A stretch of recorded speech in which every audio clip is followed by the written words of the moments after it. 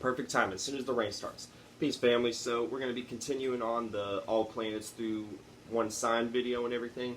I know my hair's messed up. I just got out of the shower and everything.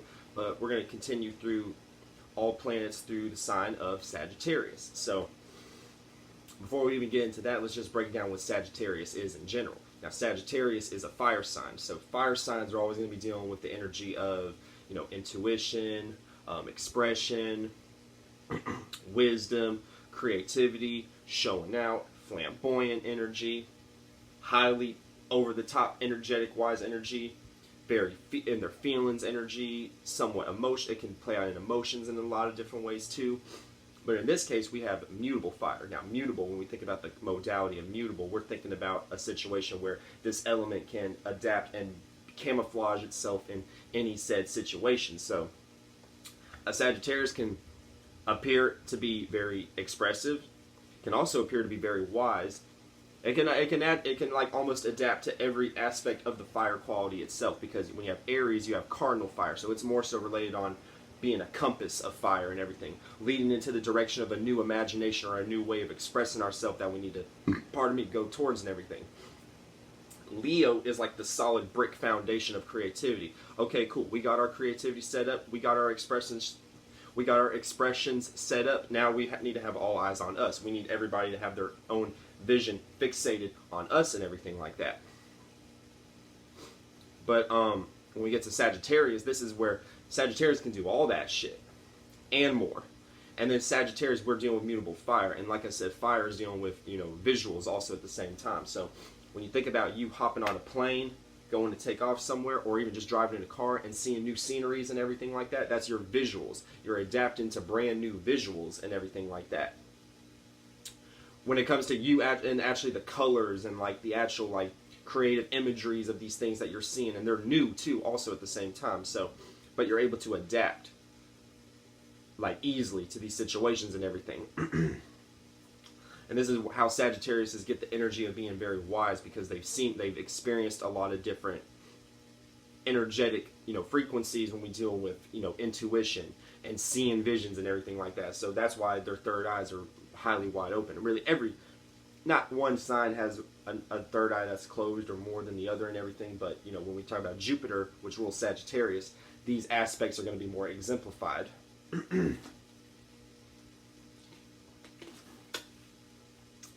Now, when we get through the planets, now when we get to the sun, now when you have the sun in Sagittarius, we're dealing with an energy where you see yourself as a wise person, or the way that you look at the world is you look at the world as like a playground almost and everything. Like, you're very lighthearted too. You know what I mean? When you have the sun in Sagittarius, because what you see is just multiple expressions within yourself and everything. So it's kind of like, oh, I can pull out this expression. Oh, I can pull this out. You know what I'm saying? Pull this, that now and everything. And that's where, Sagittarius is the preacher and everything like that. So this is how Sagittarius know how to, play out an image and everything like that, adapt themselves and shapeshift into this image and everything like that. But depending on how good this person's spirit is and everything like that will be dependent on the intent of what they're actually trying to get across. But just for the fact of they having the sun in Sagittarius, they can even be seen as someone who can shape-shift their image to appeal to a certain audience. Now, when you have the moon in Sagittarius, these are individuals who are highly comfortable, and they're in their most comfortable, most angelic state when they're trying to figure out what the problem is and everything like that. What is the meaning behind this? Also, when they're in a situation where they can, be free, not be locked down with any kind of chains, esoterically or exoterically. These are the kind of people where they cannot be mental slaves. This is kind of where the whole taking your mind back, taking your power back and everything like that, this is kind of the moon in Sagittarius, because this is who you are, the person that you are, and just who you are as a true individual is someone who wants to share knowledge with the world, have knowledge within themselves, and also know themselves too at the same time. And also be able to put a reasoning why they are feeling certain emotions too, because the moon is dealing with your emotions. So with the moons in Sagittarius, you're always in a situation where you're trying to figure out, why do I feel this way? How can I rectify the situation?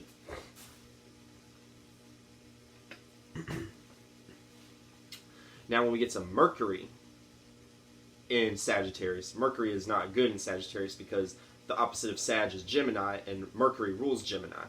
So Mercury, this is communication. This is also analyzations. This is also research and details.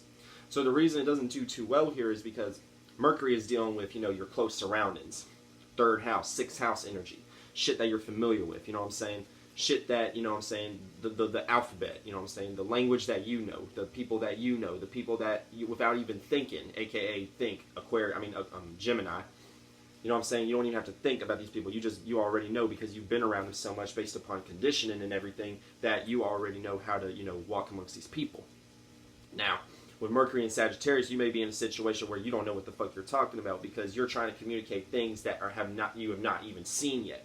You're trying to communicate things that you haven't experienced yet and everything like that. So that kind of creates an energy where you may be someone who looks like they're talking out their ass and everything like that because, yeah, you're talking and everything, you're talking all this good shit and everything like that, but where is the actual application of what you're actually speaking and everything like that? It's kind of like wisdom without application and everything like that, or knowledge without application, because you got knowledge, which is, just actually knowing the information, and then you have wisdom, which is actually kind of like experiencing the information for itself and everything like that. And then when you got understanding and everything like that, you got, or overstanding, or any kind of like level you want to look at it as, that's just, now that you have the knowledge and now that you've experienced it, now you can kind of see the yin and yang of the situation. And now you know how the situation plays out, but based upon your spirit and everything, and based upon more knowledge you may acquire and everything, you may go about that same experience in a different way based upon you actually having wisdom now and everything. Now, that's Mercury and Sagittarius. That's kind of like having the wisdom, not having the wisdom, that's like having the knowledge, but not being able to, well, actually, no, it would be like having the wisdom, like you would have wisdom because you experience the situation without having knowledge and everything. So that's why with Mercury and Sagittarius, like Mercury gets lost in the fire. So you'll experience getting your ass beaten and everything like that, but you won't be able to, it'll be such a haze and everything, you won't be able to really pinpoint logically, like, what the fuck did I do? Like, I don't understand what I did. And then based upon you not knowing, now you're going to create a situation where you're going to be blindly walking in situations where you fall over. But with Mercury and Sagittarius, there's always ways to rectify this energy and everything. You just got, what it is you just got to play out. You got to be more like Mercury and Gemini and everything like that. You got to learn before you apply the wisdom. Now when we have Venus and Sagittarius, these are people, and these are energies where the things that you like to relate to, and when it comes to, the seeds that you plant in your life and everything, and when it comes to the way that you aesthetically look at things and everything, and when it comes to your 5 senses, this is going to be, you appreciate and you like to be more relatable when it comes to a travel sense. Like, you might meet someone that you may want to be in a relationship based upon you having an open mind and everything like that. If you've had a closed mind your whole life and you decide to jump into that energy of, you know what, I'm going to appreciate, I'm actually going to value, I'm actually going to, take the time to really soak in the open-minded energy that I possess. I've been closed-minded my whole life. I think I need to finally just like broaden my horizons and everything. So with Venus and Sag, you may broaden your taste of food, taste of clothes, taste in people, taste in music and everything, because Venus is, the beauty, love, and planet and everything, and then Sagittarius is mutable fire. So you're going to be able to appreciate different aesthetics and everything. You're going to be able to appreciate traveling too at the same time, almost more than any other energy and everything. Now with Mars and Sagittarius. Now when you have Mars and Sagittarius, these are people who, they like to get the job done and everything like that, because you have intent, willpower, and motivation, and you also have anger and drive, which is Mars. So that mixed in with mutable fire and everything like that, your intent is to see other people's visions and everything like that. Your intent is to be open-minded. Your intent is to be in a situation where the goals that you reach, you can actually apply this and show this to other people and everything like that. This almost might be like stand-up comedian kind of energy and everything like that. Or you might have a lot of funny energy with you too. When I say funny, I'm talking about actually humorous energy. Not like funny, like shifty or anything like that, but when you have Mars and Sag, it's like that fire, what I'm saying, it can be dissipated and everything like that. You can show it, because Mars is a fiery planet, but when it's in mutable fire, it's kind of like, it's adding more fuel to that fire, so it's kind of like, it's kind of like a situation where you're jumpy and everything like that, but you're not like closed-minded. You're very open. The people that you jump around and communicate with and everything like that, or share your experiences with and everything like that, share your visuals with and everything, share your expressions with. Sometimes it may be over the top. Sometimes it may be the right kind of energy for the people and everything. Now, when we talk about, that's like Godfrey. Godfrey has Mars in Sagittarius, so he has that energy where he can be very serious and very open-minded, but he knows how to take his Mars and Sagittarius and he knows how to adapt it into multiple situations. That's why he's able to talk. You know, he has an open mind and everything like that, while still holding true to his morals and what he believes as an individual. Now, when we talk about Jupiter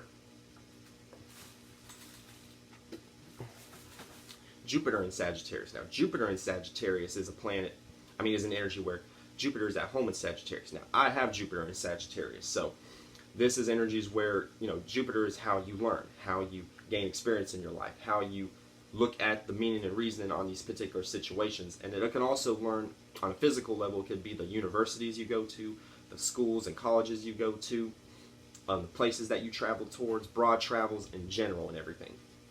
Now, Jupiter, philosophy and all that shit and everything.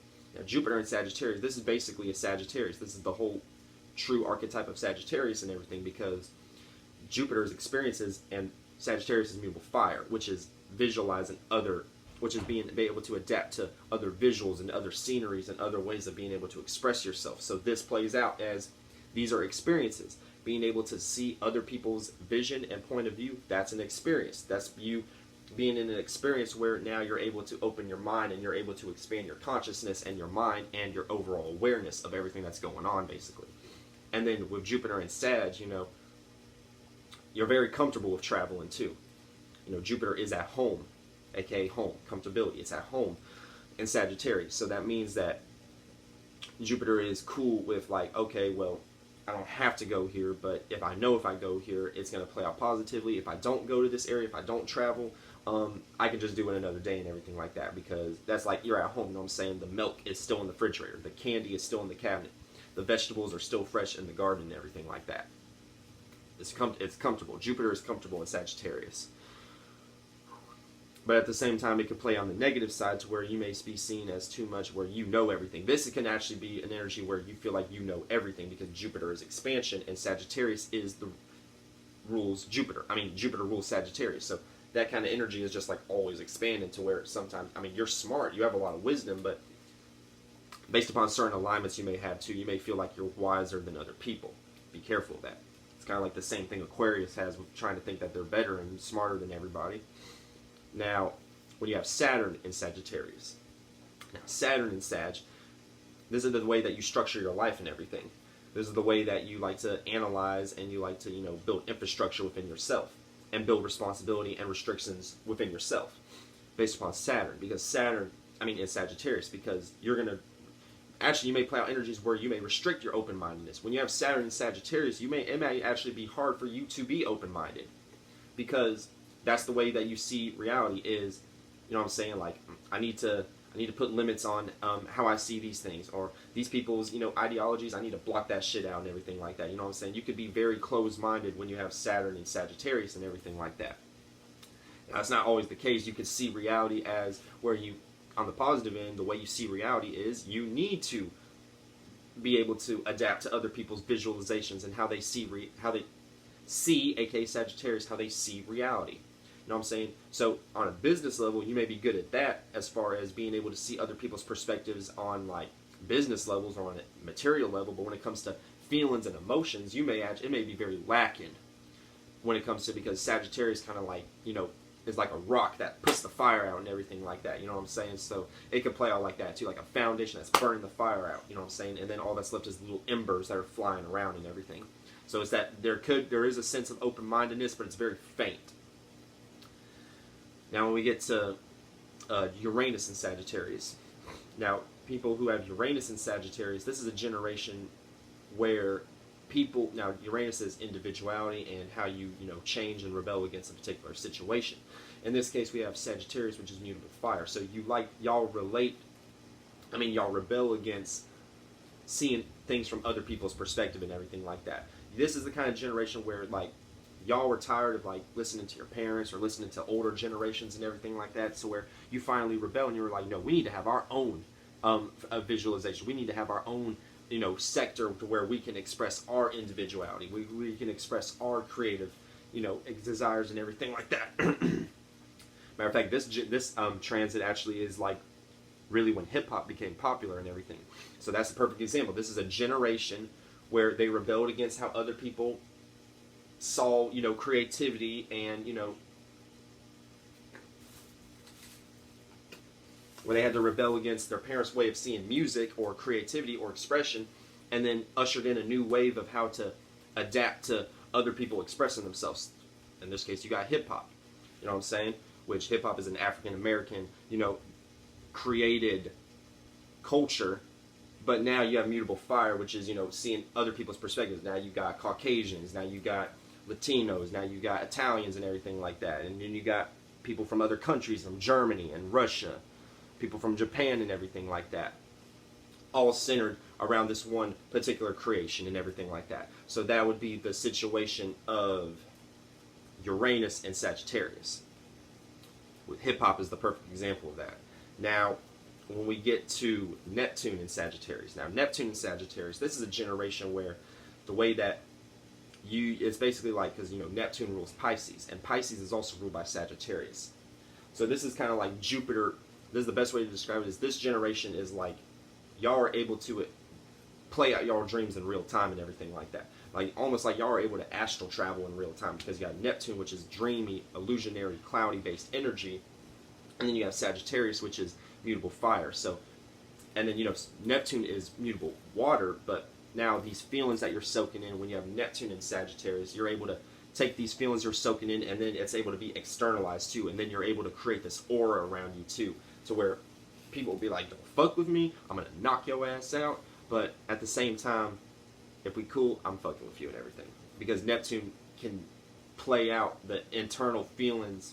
Put it this way, you know how in movies, when the character is talking to a certain particular other character, and then they play out to where they're talking to themselves and everything like that, and based upon whatever situation in the movie, that other person can actually hear their thoughts and everything like that, or their feelings and everything like that, that would be Neptune and Sagittarius. It's almost like you can't hide your feelings and everything.